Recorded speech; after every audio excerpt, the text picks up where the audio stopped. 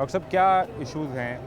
एक तो हमने ये सुना कि आउटसोर्स कर रहे हैं बीएचयूज़ को और हॉस्पिटल्स को भी, तो इसमें आपको क्या लगता है बुरा क्या है? अगर प्राइवेट में जाएगा तो निज़ाम तो बेहतर हो जाएगा। यहाँ तो हमने देखा कि मेयो हॉस्पिटल के, जिन्ना हॉस्पिटल के एमएस को इसलिए नौकरी से फ़ारिग किया गया कि मेडिसिन मौजूद थी लेकिन सिस्टम ठीक नहीं था और वो लोगों तक नहीं पहुँच पा रही थी। तो आपके क्या मुतालबात हैं? देखिए, वो बेस बनाई जा रही थी, इंटेंशनली उनको ओहदों से रिमूव किया जा रहा था, इंटेंशनली दौरे किए जा रहे थे।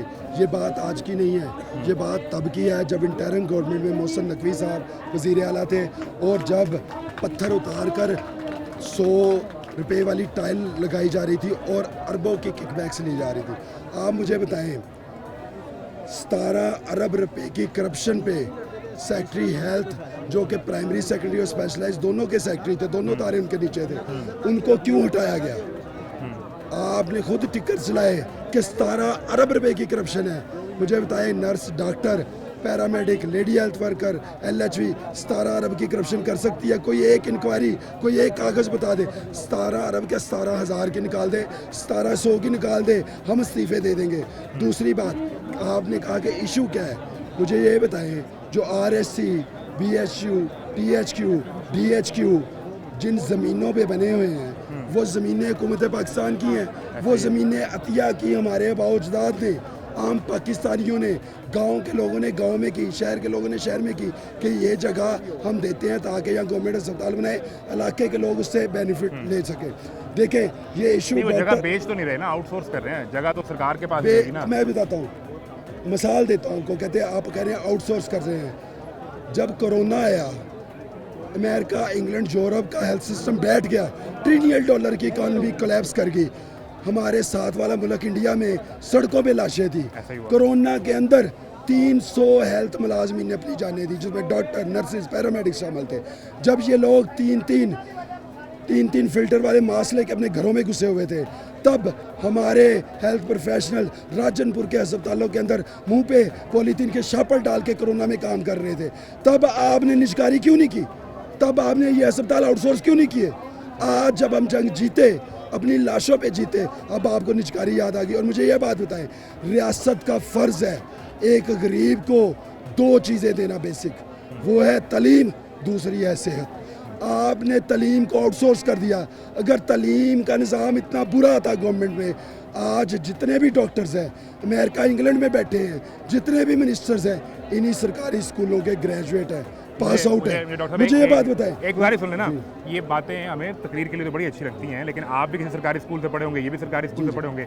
इसका मतलब है कि तालीम का निज़ाम 100% ठीक था, इन्हें आउटसोर्स नहीं करना चाहिए था। जबकि गवर्नमेंट अब ये क्लेम करती है कि आउटसोर्स करने के बाद हमारे एजुकेशन इंडिकेटर बेहतर होना शुरू हो गए हैं। तो अगर मैं आपकी बात को सही मान लूँ, इसका मतलब है कि तालीम का निज़ाम 100% ठीक है, ना उस पर पैसे खर्च करने चाहिए थे, ना ही उसको आउटसोर्स करना चाहिए था। अगर आपने निजकारी करनी थी तालीम की, महकमा की या सेहत की, आपने हेल्थ मिनिस्टर की 100 गुना तनख्वाह क्यों ज़्यादा की? वो फेल हुआ, उसको मिनिस्ट्री से उतारे। हेल्थ मिनिस्टर का क्या काम है? हेल्थ सेक्रेटरी का क्या काम है? मुझे बताएं, आपसे क्वेश्चन है आम से। इनका काम है इदारों को बेहतर करना।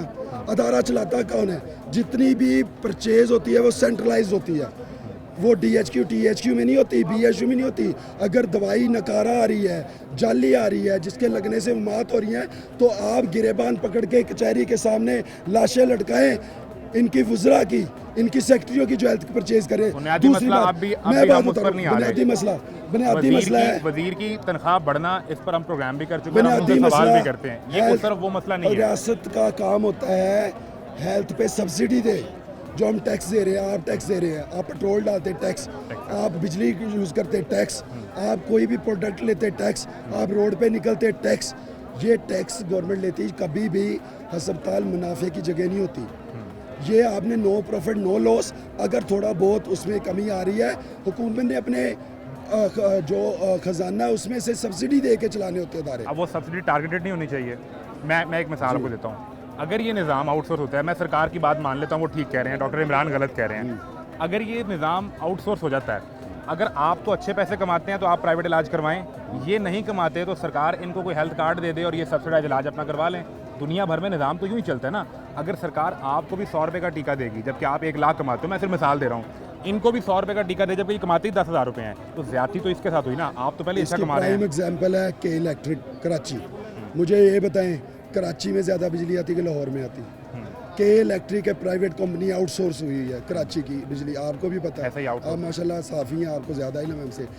अगर एक एग्जांपल होता है ना, आउटसोर्स एक जगह पे एक जोग्राफिकली डायनामिक, हर जगह के मुख्तलिफ होते हैं।